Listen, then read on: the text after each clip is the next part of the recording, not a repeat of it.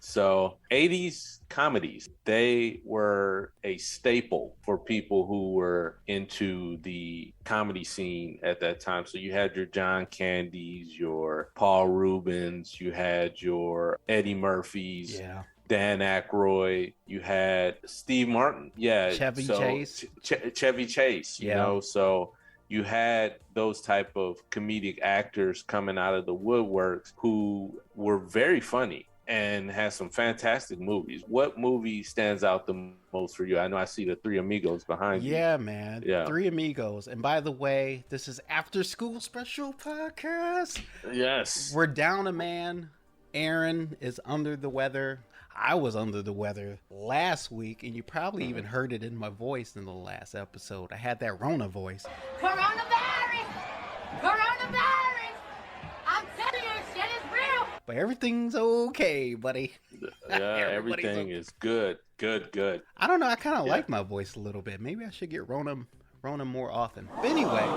It gives you the Barry White. Yeah, I was like, Yeah. It gives you the Barry White. Yeah, I had a rustic vibe in my voice. Yeah. I loved it. But as far as like the 80s, yeah, Three Amigos was one of the first movies my mom took me to.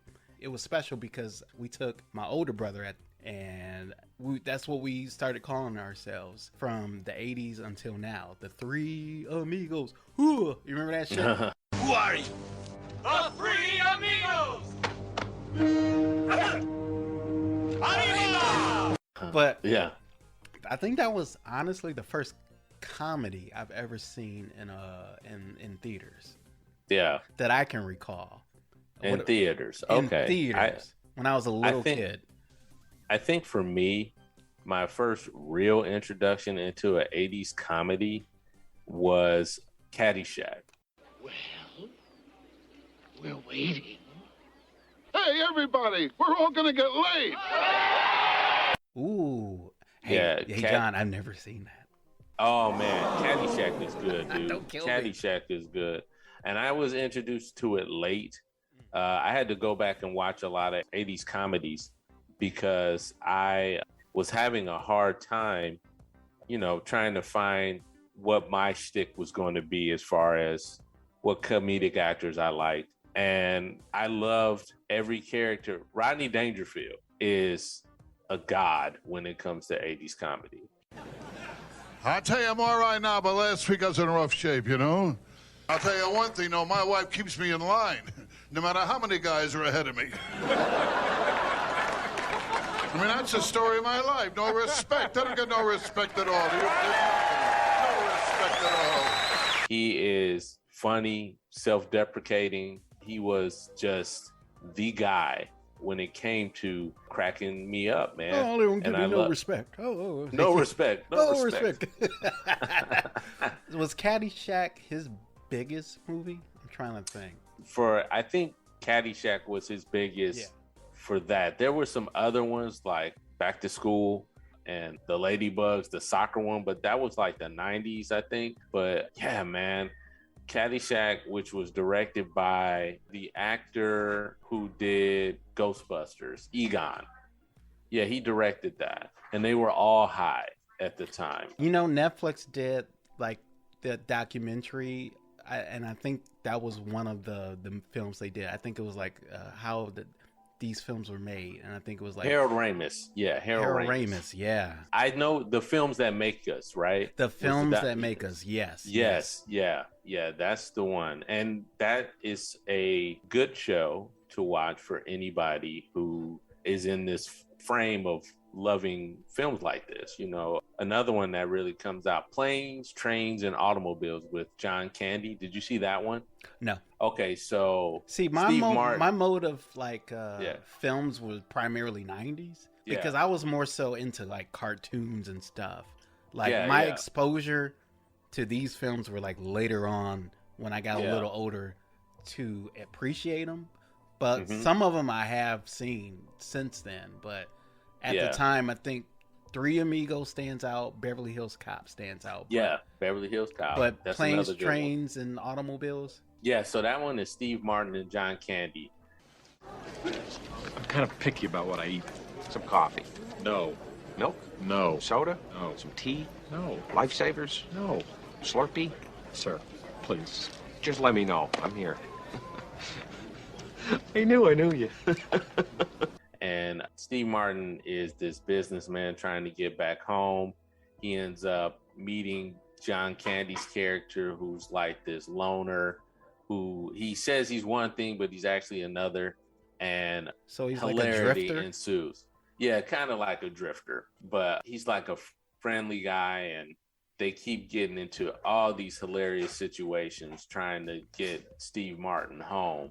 And it's a classic. It's a Christmas. I would consider that a Christmas movie. It's really funny. And it's John Candy at his finest. I really enjoyed John Candy's performance. And it's a heartwarming comedy. So Well, it makes you don't sense. John Hughes directed and wrote it.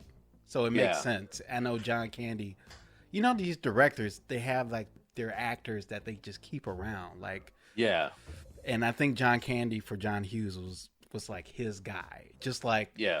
Samuel Jackson is for Quentin Tarantino, or you Yeah. have directors, Spike Lee, Denzel Washington. You have directors, they have their favorites, and John Candy. Yeah, they have. Yeah. Like the director Robert Rodriguez is always going to be Danny Trejo. Danny Trejo. Yes. Danny Trejo. Yeah. So yeah, they have those guys that they go to. I think another one that came out that was famous was When Harry Met Sally. That was in the 80s? That was in the 80s. Why? So I don't know why, but I kept thinking that was from the 90s for some. Maybe because Sleepers in Seattle came out. Seattle. Yeah. Well, that was like Meg's. I don't know if that was Meg's first movie, but it was one of those movies. That was like her where, breakout, though. For yeah, sure. Yeah. So her and Billy Crystal play these friends and stuff like that. And obviously the orgasm scene is one of these scenes that took place in Cass Deli. They even have the sign still hanging there saying this is where Sally sat. Oh, Jesus and, Christ. Are you okay? Yes! Yes! Yes! Oh! Oh! Oh! Oh, God. Oh. I'll have what she's having. Yeah, man, it's a staple. It's a staple for people to go there and see that seat and everything like that. But it's a funny movie too. I watched it late. Obviously, I didn't see it when it first came out, but I saw it later on in life. A lot of these movies are going to be like that. I didn't watch these movies until like later on. So that was it. But I want to talk about the guy of the 80s, Eddie Murphy. Undisputed? In my opinion, Yeah. Yeah. In my opinion, he was just breaking out of Saturday Night Live and had, what was it? Trading Places, Beverly Hills Cop. The one with Nick. 48 Hours. 48 Hours. There's a new sheriff in town, and his name is Reggie Hammond. Y'all be cool. Right on. Yes. Yeah. Another 48 Hours. Golden Child. Yes. Yes. What was Harlem Knights? Harlem Knights, even though you said it flopped. But yeah. Yeah. And Coming to America, which is a classic. Which I didn't really see until later, too, but still. Coming to America was a movie I didn't see until late. Mm-hmm. And I died laughing because he's such a character actor with all the characters, especially with the barbershop trio. God, yes. I lose it, man. Like him playing those barbershop players every time when they're arguing over Rocky Marciano. What about Rocky Marciano? Oh, there they go. There they go. Every time I start talking about boxing, a white man got to pull Rocky Marciano out their ass. That's the one. That's the one. Rocky Marciano. Rocky Marciano. Let me tell you something wonderful. Rocky Marciano was good, but compared to Joe Louis, Rocky Marciano ain't shit. He beat Joe Louis's ass. That's right. He did whoop Joe Louis' ass. Joe Louis was 75 years old when they fought. I don't know how old he was, but he got his ass whooped. And Joe Louis. And as a kid, I didn't know that's how good Arsenio Hall, who was also in the movie, and Eddie Murphy. I didn't know that they were playing those parts because they, Yeah. you know, they were heavily, you know, made up. But I had no idea, and it was just like, damn, dude, how fucking great was that movie? Wasn't John Amos was in that? John Amos was in it. They had James Earl Jones. It was a star-studded cast of black actors and actresses, and a young Garcella Bovis, who would later go on to be in the Jamie Foxx show. So As what was Fancy. Yeah. You know, the 80s, and this is well documented, was like the passing of the torch to Eddie for the most part, because you had Richard Pryor in the 70s, and in the 80s, Eddie, or I mean, even with the person we don't really name, Bill Cosby. I mean, it was a passing the torch from both of those guys to Eddie, because I remember, and we'll talk about it a little bit more, but like in Harlem Knights, I think I heard Richard Pryor was kind of like irritated because he didn't get the top bill. Yeah. And Eddie did. And even though it was Eddie, I think Eddie produced that film. Yeah. I don't think he directed it, but he definitely produced it. I think he wrote it, right? He Didn't wrote write it. Yeah. If I'm not mistaken. But and I think at that time, Richard Pryor was on like having onset of symptoms during the taping of that. Because did you see this too, John, where he was like, in the movie, his character, Richard Pryor's character, he has like a lighter that wasn't really era appropriate. And when they tried to tell him like, hey man, Richard, you know, this is not really from this era, he was like, no. They noticed that he was kind of shaking without it. I didn't realize that. So he held that lighter so it wasn't noticeable that he was shaking. But that's so it was directed by Eddie Murphy, written by Eddie Murphy. Okay. Yeah. It was produced by Mark Lipsky, who also went on to executive produce The Nutty Professor, Metro, and Beverly Hills Cop 3. I think at the time, Eddie was starting his own film production company. That was the thing. So we fail to remember that Red Fox was another one of his mentors that was in that movie too. Yes. Who I guess worked hand in hand with Richard Pryor, because, you know, it was kind of like the Trinity: Red Fox, Richard Pryor, and then Eddie Murphy. And I remember it was something that I thought was interesting, is that you had this trifecta of actors working together and doing so much to work hand in hand with one another. And Red Fox, I guess, mentored Richard Pryor, and Eddie was mentored by Richard Pryor, because I remember a stand-up once when Eddie was talking about, Bill was saying, you shouldn't be cussing. Bill Cosby was like, you shouldn't be cussing and doing all this stuff in your stand-up. And Eddie called Richard and was like, yeah, Bill told me that I shouldn't be doing such and such, such and such. I was so mad, I called Richard Pryor's house up and said, yo, Richard, Bill Cosby just called me up and told me I was too dirty. And Richard said, the next time motherfucker call, tell him I said, suck my dick.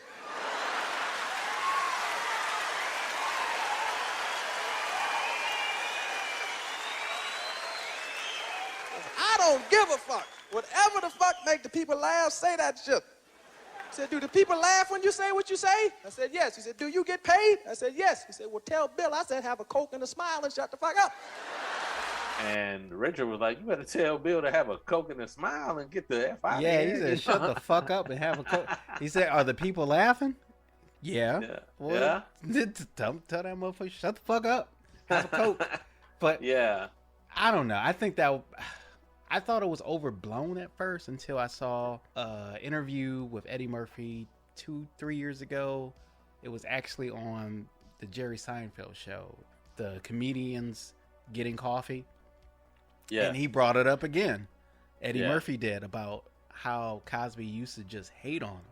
And he could never understand. And I at the time, I just thought it was overblown. I just thought the media kind of made it something that it wasn't. But I guess it really was something that, you know, Cosby had his brand of comedy and what he thought black comedians should sound like and what they should say.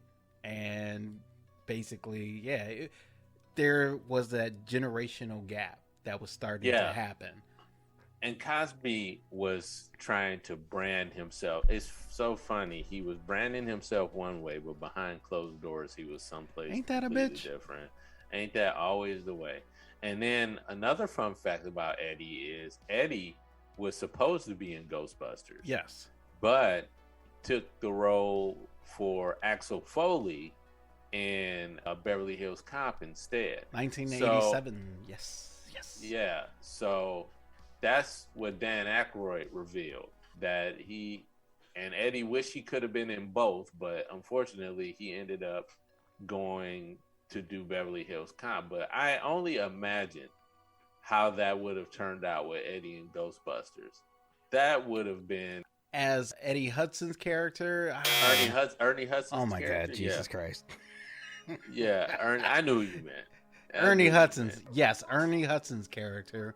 I don't know, man. I think Ernie Hudson was so good for that role.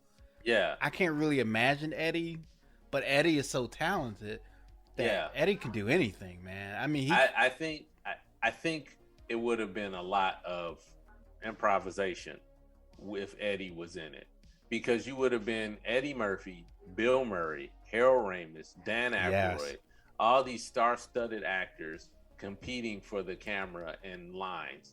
And I think it would have been good, but it would not have had the wholesome charm that it had with Ernie Hudson being in it.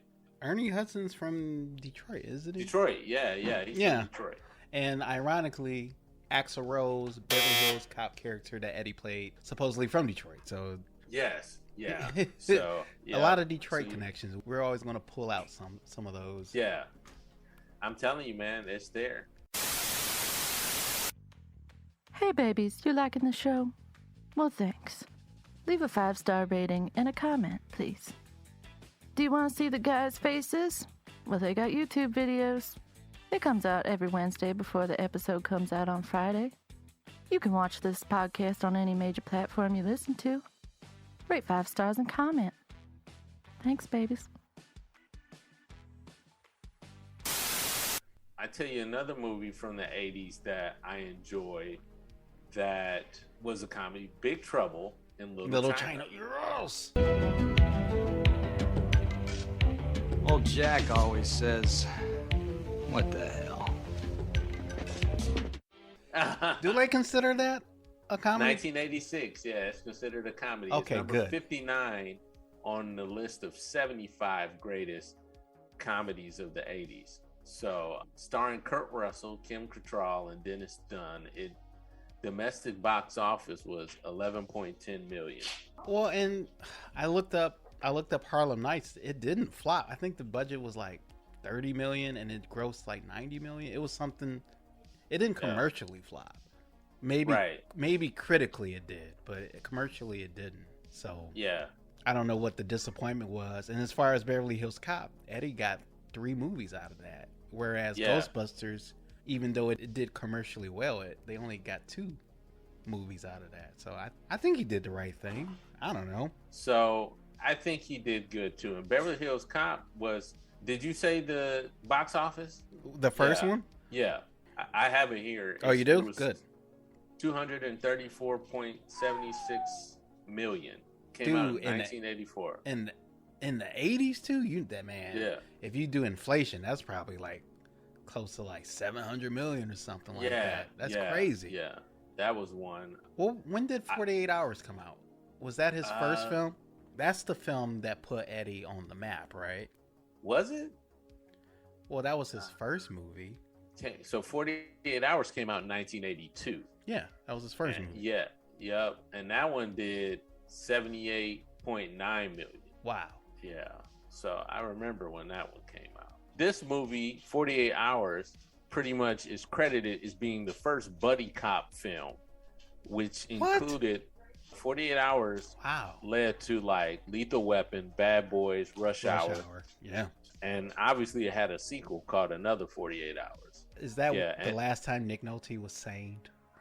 I think so. And it was directed by Walter Hill, who directed another movie that I really like called The Warriors, which isn't a comedy. Oh, shit. The Warriors. Come out and play. That was the 70s. No, that was the 80s too, wasn't it? Yeah, it was the 80s, man. Yeah. What about Lost Boys? Is that considered a comedy? Because I would consider it a comedy. Lost Boys, I don't know. It's not showing up on the list, but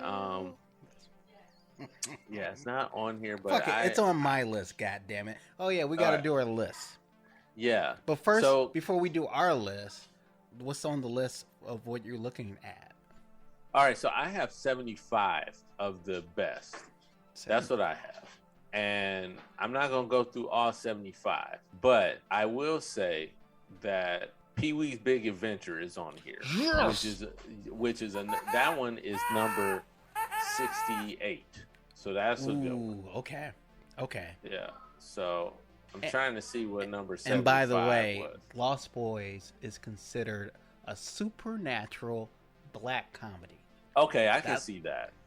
I mean, I would think so. In 1987. Oh, and of course, you got to say the Goonies has got to be on the list.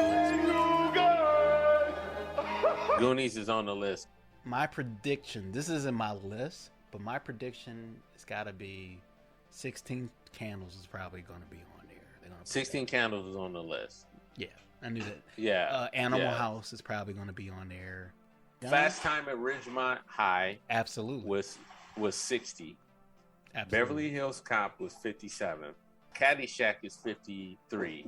Goonies is 54. Beetlejuice is 50. Harlem Knights? What did we Harlem Knights, I'm looking to see if it's on Probably there. not. Beverly Hills Cop.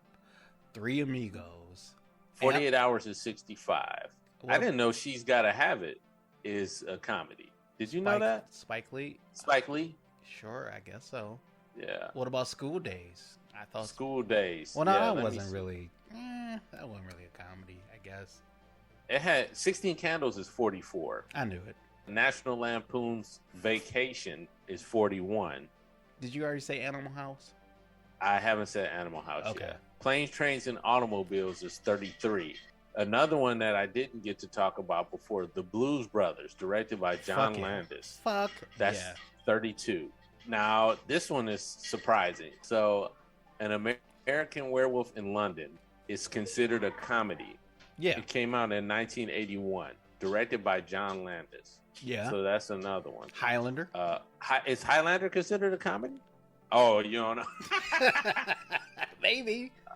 Big, that's Tom considered Hanks. a comedy. Yes, absolutely. So 29. When Harry Met Sally is considered number 25. Heathers is 21. I know about the film. I've never seen it, but I know about it. I haven't seen it either. Ghostbusters 1984 is 19. Who Framed Roger Rabbit 1988. All right, man. This top 15, the next top 15, it better be good. Because you named a lot of great comedies. All right, so let's go 1 to 10. So number 1 is This Is Spinal Tap. These go to 11. All right. I am not a good host because a lot of these films that you would think I've seen, I've never seen Spinal Tap.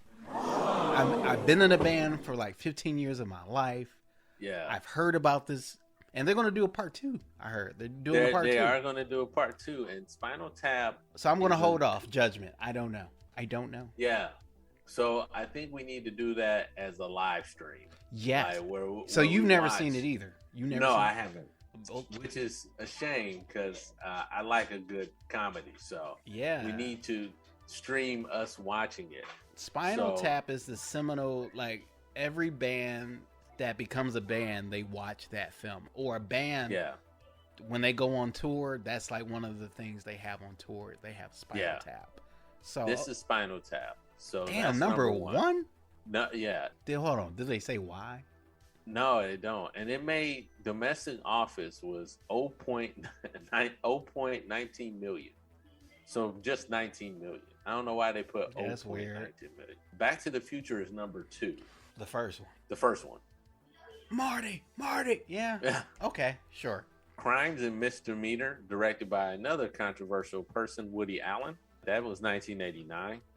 That's number 3. Okay. A Christmas Story. Yes. Is number 4. Yeah. Zelig, a Woody Allen film, 1983. I don't know that one, so I can't. Airplane is number 6. Yeah. That's a good movie. Yeah. Number 7 Kareem. is Broadway. Kareem and Roger. What's our Vector? Yes. Dude. So number 7 and 8 are Woody Allen films. Broadway, Danny Rose, and The Purple Rose of Cairo. I've seen Broadway Danny Rose. I have seen that. I'm wondering, is the 80s Woody Allen's time for directing comedies? Was that his element? He was extremely popular. To the point when, obviously, with allegations started coming out in the 90s, it got covered up just as much as Cosby because he was so prominent and intertwined with New York. Like New York protected him because he made most of his films in New York. Yeah. And did you ever see that documentary? I didn't. Don't see it. I didn't. Did you ever see that Michael Jackson? It's hard for me to get. Finding Neverland. Yeah. Did I see that one? I didn't watch that one. It was kind of. I don't know, man. I don't know. You'll need a drink. I'm sure. You'll need a bath. And I don't drink. That's you need a shower. Part. You need a drink. You need cocaine. You need all of it. So, number 9, a John Hughes film, The Breakfast Club, 1985. Absolutely. I don't give a shit about that film, but 45.88 million is what domestic box office. And number 10 was Midnight Run, Robert De Niro, Charles Grodin, Yaphet Kotto. I saw that last year for the first time. Yeah. Have you ever seen that? I haven't. I didn't know that was in the 80s. That wasn't his first comedic role. I think he was the comedian, De Niro. Yeah, that was the Woody Allen film. Yes. Yep. That was good too. So, but Raising Arizona is on here too. I didn't bring that. Was it the 80s? Raising Arizona was 1987. Nicolas Cage, Holly Hunter, Trey Wilson, Joe Cohen, and Ethan Cohen director. Yes, that was like his only. That was like one of the few Nick movies where I was like, okay, he was good in that. Yeah. Wow. What a tumble. Tumble what? Like he invested a lot of. Well, he got into like money problems, so he had to do all those B movies. Yeah. So that's why you get all these terrible movies mixed in with a lot of good movies. Just like Al Pacino, he got into financial problems too. Yeah. That's why he started doing Adam Sandler movies. So like, fuck it. Yeah, man. That's what ends up happening. With Sandler must have a deal with Satan. Like not that, but with Netflix. Well, close enough. Netflix. So you better not talk about Netflix. He has so many movies that comes out on Netflix. Yeah, he got a deal. Yeah. Yeah. So I'm just interested in he just came out with another basketball movie. I don't know. I was just like Air Bud? No, not Air Bud. Is that on the list? Air Bud is not. That wasn't 80s though. That was like 90s. Late 2000s. Well, let's go to the other list though. So I had a list of 15 best comedy and of all time. 15 best comedies ranked of all time. Yeah. Well, first of all, what was your top 5 80s? All right, so my top 5 80s comedies is going to be The Goonies. Ooh. Coming to America. I'm going to say Big. I'm going to say Ghostbusters and Caddyshack. That's a fucking good list. Even though I've never seen Caddyshack. That's my top 5. All right, well, my top 5, Ghostbusters. And this is not in any order. Yeah. But Beverly Hills Cop, Ghostbusters 1, Back to the Future 1, and then this is where it gets a little tricky. But Three Amigos, definitely Three Amigos. And then the last one, probably Harlem Knights. Yeah, I would add Harlem Knights because Harlem Knights is underrated, but it's funny. It's funny as fuck. Yeah, it's funny because I always like that part with the dude that's missing the teeth in the beginning, and he's like, "What did I say about having a kid in here? Now get the fuck out of here, before I have to kick your ass." The boxer, the dude that plays the boxer, is so fucking funny. How's everybody doing this evening? We doing fine, champ. You ready for next week? Ready?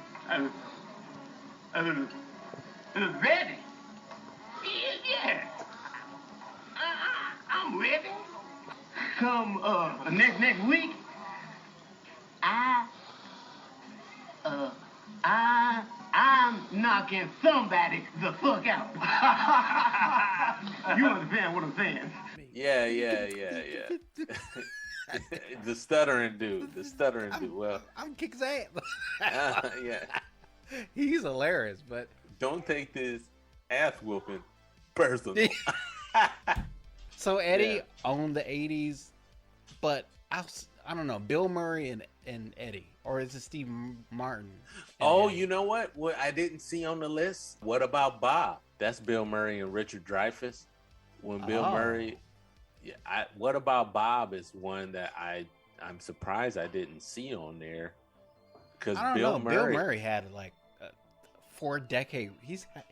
I know he's had some allegations lately, but from the 70s all the way till now. Oh, I stand corrected. That came out in 1991. That's why I didn't see. I was gonna say, and then Groundhog Day. We didn't mention the last episode, but yeah. I would say Eddie, and then Bill Murray in the 80s for sure. They own that shit. No Robin Williams films? Was he not doing? Robin Williams was 80s, but I didn't see any on there. I think he was more like... He was doing stand-up still, wasn't he? Yeah. No, he was doing the show. He was doing the sitcom. Morton... Was that still 80s? Yeah, sure it was. Definitely. Yeah, sure was. Yeah. Like, 80s was like... Because I saw on one of those websites, they were like 1983 or 84, they instituted the rating system for PG-13. Yeah. So it kind of changed the trajectory of comedic films, because they were like, we now only we had to appeal to a wider audience and not be so rated R. So they because it wasn't always a PG-13. It just that happened in the 80s. So you got films like was Blues Brothers rated R? I don't think so. Had the most expensive car crash. I know that. What, really? Yeah. Oh, it was rated R. Yeah, it was rated R. Yeah. So Belushi died in 82. So I guess he was on the verge. Yeah. Like, when did Animal House come out? Animal House came out in... Because I noticed... 1978. Why did I think that was in the 80s? I thought it was too, man. What about... I like a recount. I'm going to sub out... What was my fifth movie? Your fifth movie was... I don't know, man. I'm going to put Police Academy. I'm going to put Police Academy. Oh, Police Academy. Police Academy was so fucking... When I was a kid, the guy who did the fucking... Oh, yeah, Michael Winslow. Michael Winslow was like a genius to me. In the 80s? Yes.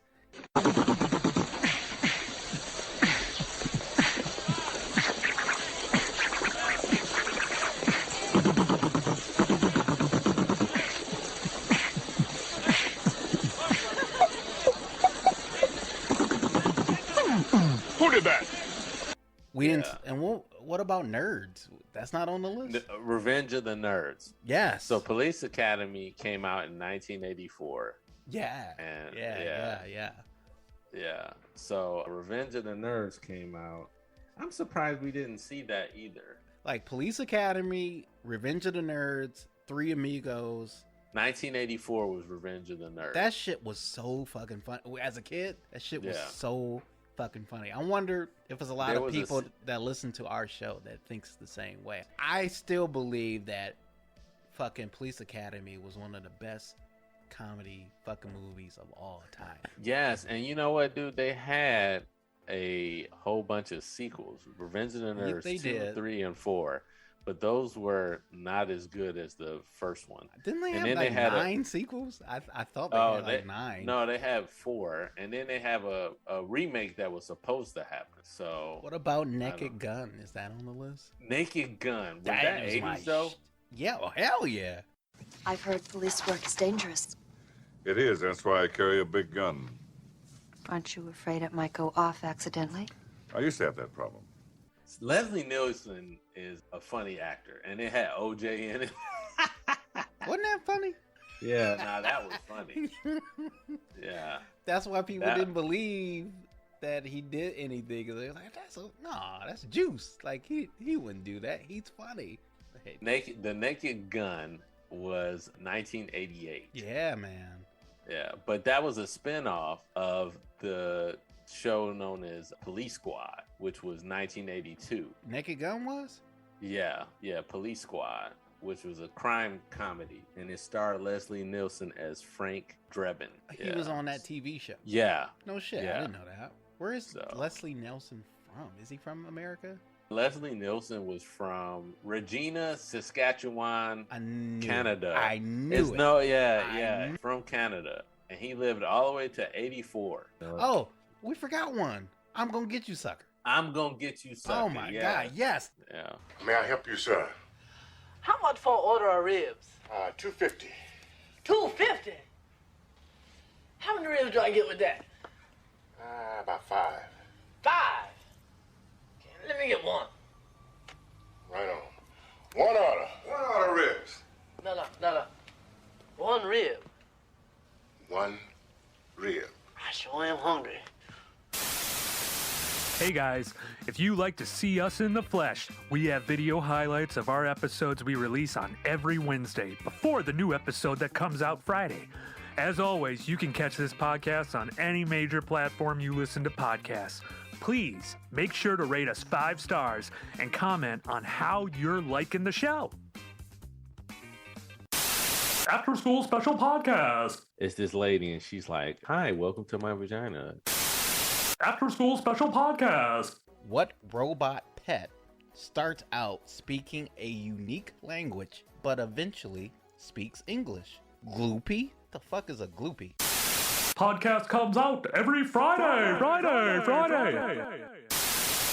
But what's you were going to a list of the best comedic. Now films this of all list time. is the top of the top. Here we go. So number 15 is Planes, Trains, and Automobiles. Number 14 is Coming to America. Okay, wait. So on the last list, was that film even on there? Yeah. Okay. Yeah. So that's consistent at least. 13 is Fast Time at Ridgemont High, which I thought was funny. I thought that shit was Clue is number 12. I don't know about that, but it's a cult classic. It's a cult classic. So, I mean, if there's anybody out there that like Clue, feel free to write the show and let us know what you thought of the movie. Where's this list from? This is slashfilm.com. God damn you, Slash. Fuck you. 11 is Overboard. That's Kurt Russell and Goldie Hawn.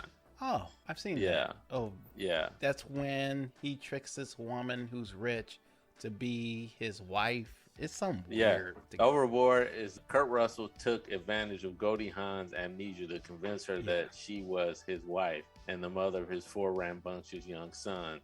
And was it moral, strictly speaking, to work her like a dog as payback for refusing to compensate him for the work he did on her yacht? So you can't make that film today. Yeah, I saw this film randomly with my wife last year, and I was like, "What the fuck is this? This like you can't make this shit." They were they were tormenting Goldie Hawn. It's weird. You got to see it. It's weird. Fucking weird. 80s, dude. 80s. 10 is Heathers, which is a black comedy. Number 9 is a movie I've never heard of. Gregory's Girl. It's a romantic comedy out of Scotland that took place in the 80s. It's iconic for the country, but I've never heard of it. Yeah, fuck Number 8 is Tootsie. You ever heard of Tootsie? That's the one with Dustin Hoffman, cross dresses. I've heard of that. Yeah. And I saw an interview where Dustin Hoffman had this moment where he was getting into character. So he dressed up like a woman in real life, like just to get into character. And I think in an interview, he was so sad about being this woman, being this character, and men just ignoring him. And he was like, now I know how it feels to be a woman who's not attractive. Like, women are attractive, like, no matter what they look like. I'm like, motherfucker, like, the fuck are you talking about? You're not a woman, you asshole. Try. But he's basically, in a nutshell, John, he was trying to say how people who aren't attractive aren't being seen as much as people are being noticed, being acknowledged. Yeah. And I'm thinking, as a black man, try being black. Yeah. Try being a black woman. Yeah. Go fuck yourself. Anyway, Tootsie. Yeah, so Tootsie was number 8. That's my rant. Number 7 is Trading Places. Oh, yeah. Eddie Murphy and Dan Aykroyd, and a topless. You had me at topless. Topless Jamie Lee Curtis. Yeah. Oh, yeah. Hey, man, back in the day, Jamie Lee used to be a dish. Yeah. Number 6 is Better Off Dead. I've never seen that one. I've heard of that. All time, bro. Of all time. This spans all decades. All decades. Number 5 is Moonstruck with our guy Nicolas Cage and Cher. Jesus Christ. Yeah. Come on, dog. Yeah. That's all time. Number 5. Number 4 is Big. Number 3 is When Harry Met Sally. Number 2 is A Fish Called Wanda. And number 1 is This Is Spinal Tap, which was consistent with the other list, which was number 1. I'm not going to dispute number 1, but the other, do you agree with that list? I don't fucking agree with that at all. I haven't seen half these movies, so I can't say that they're the greatest of all time. I guess of all time, like Buster Keaton, Charlie Chaplin, like all of them. Like, we're talking about of the 80s. Oh, I thought you said all time. No. 50 best. Yeah. Okay. Yeah. See, I was confused. I thought you meant this was like No. all time. All time 80s. Oh. Yeah. I'll just keep drinking. Sorry. Yeah. So I would definitely need to do a movie fest. Sit back and watch the rest of these movies and see how they come out. Is there a movie on the list that you've never seen that you really want to see? This is Spinal Tap. Yeah, me too. God damn it. This is Spinal Tap. That one and Heathers. I want to see that. Heathers, they showed that in film school. We call it film school, but they showed it briefly. The intro into Introduction to Film. Who's in that movie? Is it Shannon Doherty? Is she? No, that's Heathers is Winona Ryder. Oh, damn, dude. They already had Breakfast Club on the list. That's a good. Yeah. But it's so many things that were done in the 80s that I think Aaron was right last episode that 80s and the 90s, I think that was the last comedic adventure where you can still do things that were just, the brand of comedy in that, the danger zone of how they try to push certain things, they haven't really done today. And if they do, it's regurgitated. And, Aaron would say that Hollywood has ran out of ideas and that they are going back to the well for the same things over and over again. And I thought about that the last time he said it for 90s comedies. And I would argue that I don't think Hollywood has necessarily run out of ideas. I think they're just afraid to do anything different because of how quick people get offended with anything that is going to be different. Now, I'm not saying that we should go out there and do everything like the life and times of a Ku Klux Klan family. I don't think we need to do. It's different. It's different. But I say that in jest, but it's people out there that will boycott that film because they don't want to see that, and that's the problem. They don't want to see anything that makes them uncomfortable and makes them want to see the other side of somebody's life. I think there's a lot of comedy out there that can be expounded upon, but you can't experiment because people want to keep it in a box. They don't want to see anything outside of the box. That's just my personal opinion. Well, what, in your opinion, what was the last funny comedic movie made that made you laugh? Like you just dying laughing? Shoot. The last comedic movie that I saw that made me laugh. I know Fall Guy made me laugh. I like that. Ryan Reynolds. Oh, he's like the video game non-playable character. That one is it made Fall me laugh. Guy or is that Free Guy? Free Guy. Was that really funny? Guy. It was. I enjoyed it. That's pretty recent. Yeah. So Free Guy was good. I thought it was a very original idea. Mm-hmm. And I enjoyed it. Some people would probably argue it's too much Ryan Reynolds, but I like Ryan Reynolds. Is he funny? Yeah, I think he's good in comedic roles. Yeah, I think so too. I think he's good in comedic roles. That's why Deadpool was so good to me. I know Deadpool is a lot of things. So before all these comic nerds come and kill me, like, yes, Deadpool is just not a clown all the time, but yeah, for the role and how it was projected into mainstream, I think it needed a Ryan Reynolds. But it did. As far as like the last comedy movie, the last one I saw, and I know a lot of people don't like this guy, not because he did anything that I'm aware of, but the last funny thing I've seen was the Will Ferrell movie with Kevin Hart. I think it was Get Hard, not Get Hard, but it was like I know which one. Get Hard, I think. Is it Get Hard? When he Will Ferrell's character was about to go to prison, so he needed a guy to like help him get hard, basically. Get hard. Man, I saw that at home. I was expecting it to be just terrible. Haven't laughed like that in a long time. Yeah. And I know that film got commercially and like critically slammed, but I thought it was fucking hilarious. But that was in Date Night with Jason Bateman, I believe. That was a good one. That was a good one. Yeah. That was a good one. But I think Get Hard, that was lately, that was the one. That was the funniest one. But what do you think that comedy, you already kind of said it. Everything is so safe nowadays. Like, it's going to be a breaking point, I believe. I think it's going to become a moment where something outside of comedy, something terrible is going to happen where people are just not going to care anymore. You understand what I'm saying? Yeah. Like, I think we're going to get to a point where people are just going to get so annoyed with seeing the same bullshit over and over again that they're going to be desperate for something else. I agree with you on that. I think it's either that, John, or it's going to be a distraction, like a war.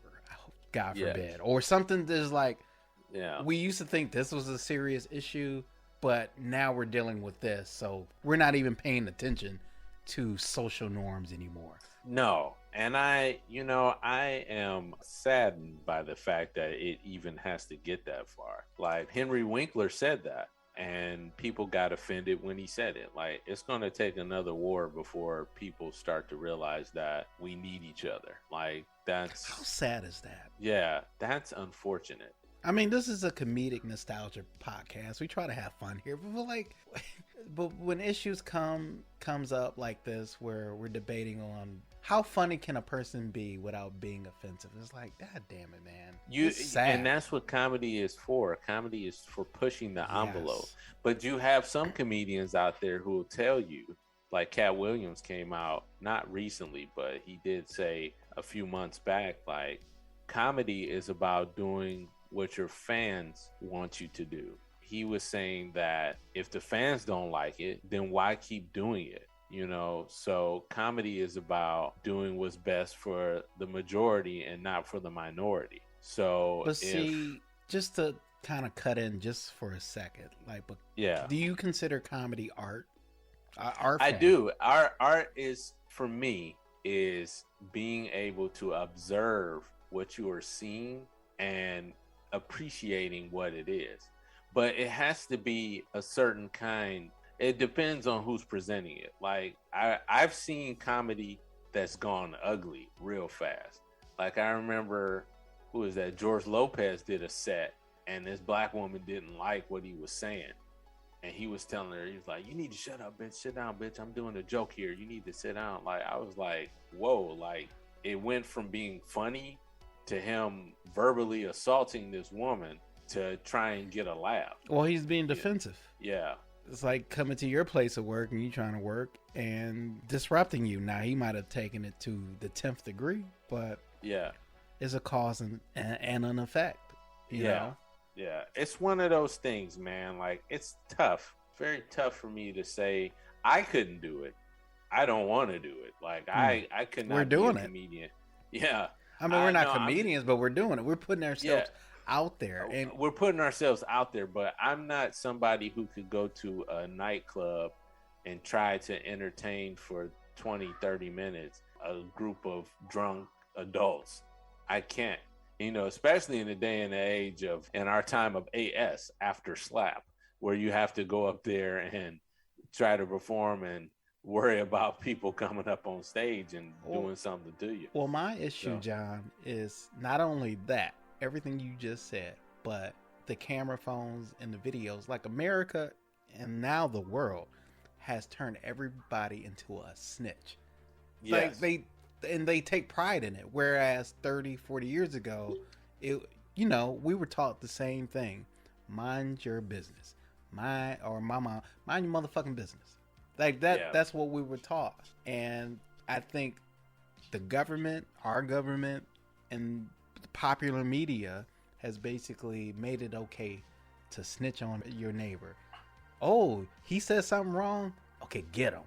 The whole attack the person if you didn't like what they said. And that, to me, is a big departure from the 80s, the 90s, early 2000s, is that when the people who used to tattletale, they used to be the one that was persecuted. Like, oh, why you snitch? Yeah. I don't mean that mob shit. Yeah. I don't mean when like people are getting murdered and getting raped and shit like that. I mean telling on people who have an opinion. Yeah. That even I might not agree. He might say some racist shit, but why am I hearing about this?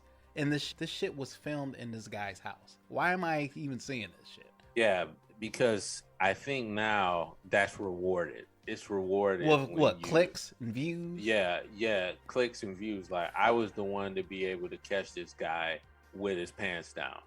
You know, that's why you got to be mindful of what you say. It sucks, but you got to be mindful of what you say, because people can go back. I mean, look down at people's Twitter. You can go back and search somebody's Twitter for something they said when they weren't even famous and use that to dismember them now. You know, you have to always be mindful. That's why it's good to have a PR team. Yeah. Man, it's like a media firing squad, or like a social media firing squad that I'll never get my head around. And maybe now I'm experiencing the age gap where I just don't understand it. Why, unless somebody is saying like, yo, I'm about to attack this person physically or do something terrible, why are you snitching? That's why I'm glad that a lot of these comedians are adopting no phone policy. No phones at my show because you guys are snitches. And whoever started that trend, I think it was our government. And I mean, they've been trying to do that for a long time. CIA and all that stuff is have you guys not only snitch and watch your neighbor, but to think you're going to be rewarded for it and you're doing like your civic duty. Like, no, man. I think as my brother would say, because he does sketch comedy, there's a difference between just hating and accountability. You know what I mean? There is a difference. Now, holding somebody accountable, like, you can't keep going around saying the same set over and over again, and you know that you're alienating people when you're doing that. But if you're just going and saying like, oh, I don't like this dude, I hope he says something ignorant so I can record it, then yeah, it becomes a problem, you know? That's so weird. If you had told me back in 2001, 1998, 1988, that if you don't like a performer, if you don't like an artist, that you not only don't like them, instead of tuning them out, instead of just like, yo, I don't like this person, I'm just going to switch to something else. But you not only do that, but you record them just to catch them. To catch them. That's so weird. That's why the 80s and the 90s, I think, to kind of bring it all together, I think that's why people of our age, we wax nostalgia over this time period, because it was just a different time where it's not because we're like, oh, we could get away with so much. I mean, maybe a little bit, but it's more so we had the freedom to express ideas. And if we were wrong, fine, but we got to put it out in the world. We live in a very sanitized society right now where people don't want anything different that makes them feel uncomfortable. They don't want to be challenged. They want to be able to say, I'm right, and I don't want my view to be challenged. And that's the problem. If you aren't challenged, then you don't grow. But then, John, at the same token, I'm hearing that same side saying everything you're just saying, and also saying, but feel free to express yourself. Like, I'm hearing two different messages at the same fucking time. It's contradictory. It's contradictory. Like, it's okay for me to express myself, but it's not okay for you to express yourself. And that defeats no, it the is. purpose. As long as you're saying what I want to hear. Yeah, just like that. Everything's on demand. It's like, okay, I'm looking at a show. I like that. Oh, I don't like that.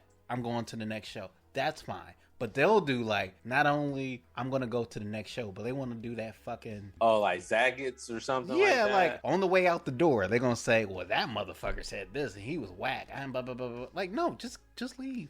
Yeah. It's okay to just leave. You don't have to like the show. You ain't got to ruin it for everybody else. You can give me a 5-star. That's how it was. By the way, Chappelle. give us a 5-star, please. Yeah. That's how it was with Chappelle. You know, like when that guy ran up on stage to attack Chappelle. Who, by the way, did you read the news report on that? The guy was wanted for another case of attempted murder. No, I didn't know that. Yeah. He had a fake gun, right? It had a compartment where it was like a knife compartment or something like that. It was like, it was a fake gun, but in the fake gun, it had like a compartment where it's like a knife or a little weapon that, yeah, man, he could have done some damage. We live in such a crazy time. And then, you know, I know people have said that in every fucking decade that they ever lived.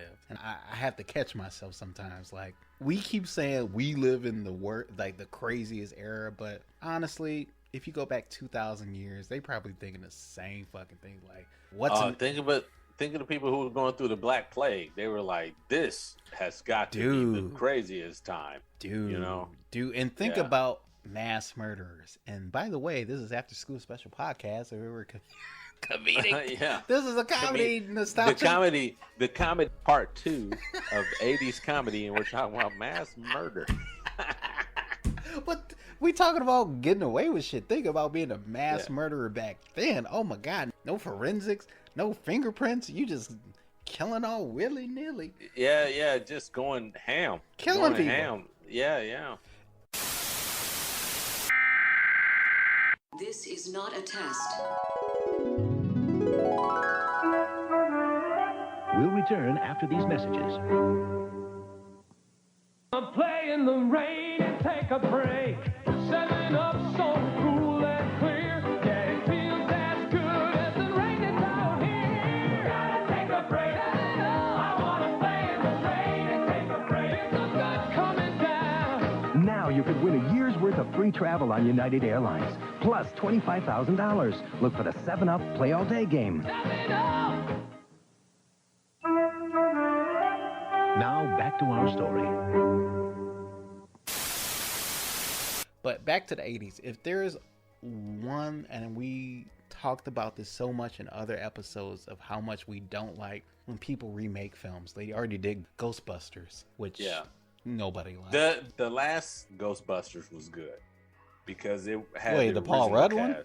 Yeah, the Paul Rudd one. I heard that I like sucked. that one. No, I like that one. Okay. I think people were upset because it skipped over the all-female one. So I don't know, but I thought that one was entertaining for what it was. You know, Chris Hemsworth. Yeah, I thought he was funny, and I thought everybody in that film individually is funny, but the script was not funny. Yeah, it was not done well for them, but I will say that I enjoyed this Afterlife. I thought it was a great homage to Harold Ramis, who had passed way before they could do anything with him. And that was one of the things I heard was weird, that they did some weird thing with him. But you liked it, and I'm not smashing you for it. I've never seen the film. I just heard it was bad. But you can't always rely on people, especially media's opinion on when it comes to films. No, you can't. Because I've seen films where I thought it was good, and then I see the ratings like, oh, that was bad for you? Oh. Yeah. Okay. Because I already have myself predisposed to them hating on Jurassic World Dominion. You know they're I'm gonna hate already it. there. You know. Yeah. They're gonna be like, oh, this was fan service. They brought the old cast back. This makes no sense. It's not for you, dude. It's for kids. That's what it's for. Yes. It's for 8-year-olds who want to see dinosaurs running alongside motorcycles. John, let it go. Did you feel like, so okay, in that breath, and we're talking about 80s films. But was there a Star Wars film in the 80s? Yes. Okay. I think all of them were in the 80s, No, right? I thought the first one was in late 70s, 79. But anyway, my whole point is these last Star Wars films, the last trilogy, Yeah. you're going to kill me for this, fans. I didn't hate it. I didn't hate it. I didn't love it as much as the first original trilogy, but I didn't hate it. I know Aaron hated it. The Empire Strikes Back came out in 1980. Yeah. And Episode 6 came out in 1983. Okay, so they were the 80s. These new ones, I kid about Daisy Ridley. I kid about Adam Driver. I did not hate it. There's only minor things that I thought they could have changed to make it great, but I thought the first one in that trilogy, The Force Awakens, I thought was great. The second one, not so much. The third one, not so much. But I was entertained. I liked Rogue One. Okay, well, the most. that's the part. Yeah, everybody does. If we were kids when these movies came back out, I think I would feel the same way as kids saw the original trilogy. I would. Yeah. I would. Even though they did the same blueprint, they didn't really introduce anything new except for better sci-fi, better technology. I think that's what they were going for. They wanted a new generation of kids to feel the same way. And I'm for it. Yeah. I think, like I said, man, you can't have people hold these things close to your chest. You do not own Star Wars. You do not own, as much as you want to believe it, you do not own these characters. And they're going to grow and adapt. Mm-hmm. You know, did they really grow though? I will play devil's advocate. Did they really? Because I just said they did the same blueprint. They didn't really. I won't say that I'm saying that just figuratively grow and adapt. But you can't sit there and hold on to these characters and think that they're mine. This is what they should have did with it. It was the same thing with Boba Fett and the same thing with Mandalorian. You cannot hold on to these characters and think that they are yours for only you to be able to rule over them. I'm sorry, man. It's not like that. There's other people that have views on it, and if you want to see something different, then you go out and write it. So Empire Strikes Back was in the 80s? Return of the Jedi 83, Empire Strikes Back was 80. So is there a film during that time that they haven't remade that you would like them to remake? And also, they didn't include Weird Science in that list. They did not, and I would. You know what, man? I'm gonna go it's the opposite route. Okay. I don't want them to remake anything from the 80s. Nothing. No, no comedies, no nothing. Just nothing. No, nothing. I don't want to see that. Wow. Because my belief is, if you have to remake it, that means that you're putting something fresh to it. And I don't think you need to mess with Coke, man. Like, if it's fine the way it is, leave it alone. Don't try to remake it. Do something different. You can't remake the 80s because you know what, John? Yeah. The 80s was not only popular because of the style, but it was like, I know I keep bringing up music. The techno, the synthesizer. You have fucking Beverly Hills Cop. Dun, dun, dun, dun, dun, dun, dun. Yeah. Like those simple jingles. Like movies had theme songs. Yes. A lot of movies now, they have scores, they have soundtracks, but they don't have theme songs. Like, no, they don't. Batman came out in the 80s, and Prince did a lot of the soundtrack, but it was like soundtrack. It was a like it had a theme song. Like it that was Danny Elfman. Yes, and Prince did a lot of the music too, as far as the soundtrack. But what I'm trying to say is, it was distinctly 80s. Like even the 90s had a sound. Like 2000s, it's basically regurgitating 80s and 90s sound. 2000 was more of the Blink 182. It was more Britney Spears, Justin Timberlake, Timberland. Yeah. So you have more pop as the soundtracks for film and stuff like that. Like stuff. But it had a style. Yeah. Like 80s, everybody knows. I know this who were born in the 50s, they can wax poetic of the 70s. Like they know what the 70s sound like disco, boogie nights. Like they know that sound, and I think we're probably in that age now where we're looking back on the 90s like the people did when they look back on the 70s, and that's fine. But what I'm trying to say is a lot of the things that were distinctive for that era is not necessarily distinctive in this era because it's so watered down. It's like, I don't know what a 2022 sounds like. I don't know what a 2015 sounds like. It all because sounds it doesn't the have same. an identity. It doesn't. It doesn't. It has no identity because it's so stuck on trying to replicate the things around it. It doesn't identify its own. That's the hard part. When you have a decade that cannot be identified by the people in it, it can only be identified by the other decades that were around it. Let me be clear. Like every decade replicates the past in some way, but you always have to have 1 foot in the past, 1 foot in the future. It's always a thriller where it's like a bridging the gap, where it's like 70s disco pop meets something different. Right. Like the 90s, for lack of a better example, Smells Like Teen Spirit, Nirvana, mimicking some of the 80s metal, but taking it somewhere else. Yes. Like it takes it somewhere else. But now it's like everything is like 80s to me. It's like 80s, 90s, but with just early better 2000s. Yeah, early 2000s. But it's like, but just better production. Just better production. These movies now just use the same shit, man. They just use the same soundtrack, man. Like, and it's important. I know Aaron, if he was here, he probably be like, I don't give a fuck about the fucking soundtrack. But it matters though. E.T. It does matter. had a soundtrack like Jurassic Park, like all John Williams, Danny. You don't have composers like that. That just it's always, and then when you do, it's John Williams again.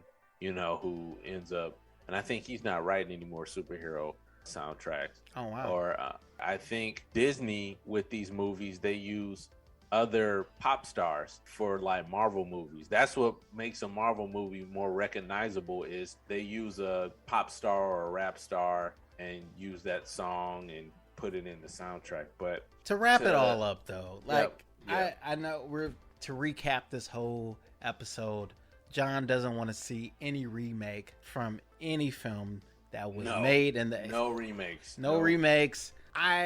Me personally, I would like to see a remake of Back to the Future, only because the use of how they go, like I said, to the future. And I think the technology that they use in the 80s with Michael J. Fox, the flying skateboard, I'm just curious what they would project, what the future would look like 30 years from now, 2022. So that would be my film. But as far as this episode goes, I believe the 80s was totally dominated by Eddie Murphy, and definitely I would say Bill Murray. That was me. But as far as a female, like, is there anybody, I know we did this for the 90s episode, but is there a female that dominated the 80s that you can think of? Molly Ringwald? Molly Ringwald. What I call it? Ringworm? Ringworm. Molly Ringwald. Close enough. Would probably be someone that I felt dominated the 80s. He had 2 films, 16 well, I mean, they were prominent, though. They were. Candles, Pretty in Pink, Breakfast Club. Oh, she was in Breakfast Club? Yeah. Okay, well, 3. Okay. Yeah. So I would definitely go with that. Jamie Lee Curtis, because of Trading Places. Yeah. Yeah, and A Fish Called Wanda, she was in there. It felt like the 90s is where women, I might be speaking out of pocket here, but it seems like got more prominent leading roles. Yeah. And then now, of course, it's a little bit better, but I felt like there was definitely a all boys club in the 80s. That definitely changed. I'm trying to think what female caused the change. Like, no, we're funny. We're going to be the lead now. I'm trying. Probably Whoopi, because Whoopi had 80s movies too. Jumping Jack Flash. We didn't name that one. Yeah. That was 80s. Yeah. So you had that. So probably Whoopi. Was she the funniest one in the 80s? Because we didn't even talk about Sister Act for the 90s. Sister Act was 1992. I know, but we didn't bring it up last time. So Yeah. I figured I would. Aaron brought her up last episode, but we didn't specifically say Sister Act. But anyway, Yeah. as far as the 80s, I can't really, outside of Molly Ringwald. I keep wanting to call her Wingworm. Is that weird? Yeah, it is. She sounds like a wingworm. I don't fucking know. Who was in Animal House? Was any females in that? Not that I can think of off the top of my head. Honestly, going back to the 90s, the funniest female to me in the 90s was Julie Louis-Dreyfus, like by far. And Ghost was 1990. Okay. I don't know why I said the 80s. But we also said CB4 was the 80s, and that was the 90s. Yeah. From last episode. But no, I thought Julie Louis-Dreyfus, as far as like females, the funniest female in the 90s, Julie Louis-Dreyfus by far. For me. Yeah. Hands fucking down. Actually, if I'm thinking of another 80s, Roseanne Barr. Oh, shit. Yeah, that's a good call. And she had 80s movies under her belts, too. She-Devil and all that. She-Devil? Yeah. I think it was She-Devil, yeah. But what was your number one 80s movie? Did you ever say that? You said top 5, but what was your number one? Like, if you watch it right now, that's just the funniest shit. Oh, Coming to America. Yeah, that's. I can't disagree with that. I'll say that or Pee-wee's Playhouse, the Pee-wee's Big Adventure. Pee-wee's Big Adventure is definitely the one that it always gets me, man. His childlike enthusiasm, like it was like right before Jim Carrey broke out. Like he was like the Jim Carrey to me of the 80s. Paul Rubens was Jim Carrey of the 80s to me. Like he was so fucking funny and original. And Jim Carrey came along and kind of took that mantle, but I would say Paul Rubens was the funniest of the 80s. Eddie Murphy was definitely the funniest of the 80s. I'll say Richard Pryor, he was in there. Superman, you had Harlem Knights. Yeah. And we forgot, since we talking about Richard Pryor, his partner in most of those films. Oh, Gene Wilder. Gene Wilder. Yeah. Yeah, we completely forgot about Gene Wilder. Hear no evil, see no evil. Yeah, man. He had like, honestly, you can kind of consider Gene Wilder king of the 80s. Yeah. Like, Willy Wonka was 71. Yeah. Well, Blazing Saddles. That was 74. Oh, was it? See No Evil, Hear No Evil was 89. The Woman in Red was 84. Stir Crazy was 80. Okay. So, yeah, he started to slow down a little bit in the 80s, but yeah, Gene Wilder, definitely. But final thoughts, the 80s were fucking awesome. I know we're waxing poetic about really a decade that I didn't really have a lot of memories, because by the time I was starting to develop memories, it was 1990. I was born in 84, you were born in 85. But our fondest memories was the development of our comedic bone. I think just like all kids, we pretty much laugh at everything. But I think the sophistication of comedy was thoroughly in those movies from the 80s that we eventually we started to see in the 90s as we developed as teenagers. And we appreciate it. But I believe that a lot of those movies could not be made now for the simple fact, like, language and people's tolerance of just a comedic freedom. And I think there almost needs to be a class about, okay, this is comedy, this is real life. Because it feels like people don't understand that what's said in comedy isn't, like, it's not supposed to be taken seriously. And it's not, but it's the people are very sensitive, and I mean, it's just one of those things where you cannot get people to understand where you're coming from unless you are mindful of what you're saying. And that's the problem. If you got to watch everything you're saying, you're better off just not saying it. Yeah. Everybody has a line. Everybody has a word or 2 words or 10 words that if somebody says those words or that phrase, that's it. Yeah. But then there's another step where you have a line and you need to, like, tell somebody about that line and totally destroy people when they cross the line. And that's where I depart, because I'm not about destroying people. I'm informing you that you were wrong, or at least That's how I feel, and we'll have a conversation about it. And then there's other people that like, no, fuck a conversation. I'm going to destroy you first. Yeah. And then I'm going to have a conversation to build you back up. Like, what the fuck is that about? That's ridiculous. I don't like that. But that's we made it. We made it. The whole point is the 80s, we waxed nostalgia about it, but the 80s had some great films, comedic films that stand the test of time. Hope you guys enjoyed this episode. AfterSchoolSpecialPodcast.com. That's the website. After School SPE3 on Twitter. Instagram is After School Special Podcast. And we're on TikTok now. After School Special 3. After School Special 3 on TikTok. And any major platform that you guys listen to podcasts. Apple, all of them. Google, Spotify. Yeah, we're out there. We're out here. Find us. Yeah. Find us, like us, subscribe. Subscribe. It really helps. It really, really informs us that we're doing the right thing. Fuck it, that you fucking like us. Anyway, I'm Double D. Staff man. We're signing out, man. Thanks for listening. Peace. Hey everyone, it's Aaron from After School Special Podcast. Like what you hear so far? But don't forget to subscribe and download the show on whatever platform you get your podcasts. And just a friendly reminder, we have new episodes out every Friday. Thanks for listening, everyone. Think of the people who were going through the Black Plague. They were like, this has got to be the craziest time. And think about mass murderers. And by the way, this is After School Special Podcast.